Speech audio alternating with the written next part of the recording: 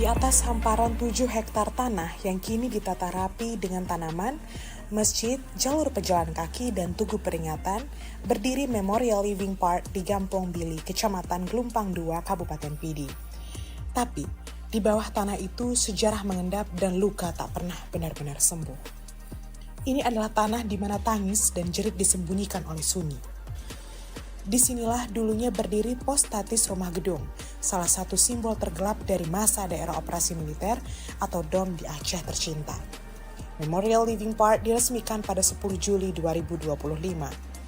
Salah satu proyek fisik bernilai 13,2 miliar yang dibangun pemerintah sebagai bagian dari komitmen untuk mengakui dan menangani pelanggaran HAM berat masa lalu secara non-yudisial. Tetapi, lebih dari sekedar ruang publik, taman ini adalah panggung diam yang menyimpan begitu banyak tragedi. Setiap langkah di dalamnya seharusnya